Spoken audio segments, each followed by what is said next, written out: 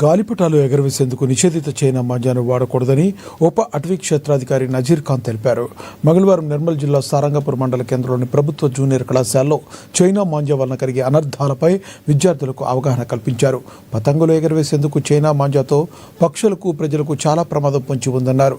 సంప్రదాయ దారాన్ని మాత్రమే గాలిపటాలకు ఎగరవేసేందుకు వినియోగించాలని వారు సూచించారు.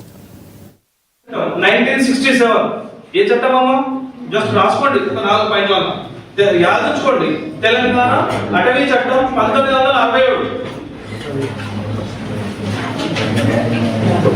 ఎక్కువ యాదించుకోండి, 2-3 చట్టాలు చెప్తా. తెలంగాణ అటవీ చట్టం 1967 ఓకేనా. ఇంకొకటి వన్యప్రాణి సంరక్షణ చట్టం 1972. ఇది చాలా పవర్ఫుల్ యాక్ట్, వన్యప్రాణి సంరక్షణ చట్టం. ఇందాక నేను మొదటి చట్టం ఏదైతే చెప్పినో తెలంగాణ అటవీ చట్టం అన్న, అది ఓన్లీ మన తెలంగాణ రాష్ట్రానికి మాత్రమే వర్తిస్తుంది. వేరే రాష్ట్రాలకు, ఆలా రాష్ట్రాలకు సంబంధించినటువంటి చట్టాలు ఉంటాయి. దానికి అనుగుణంగానే మేము పనిచేస్తాం, ఓకేనా.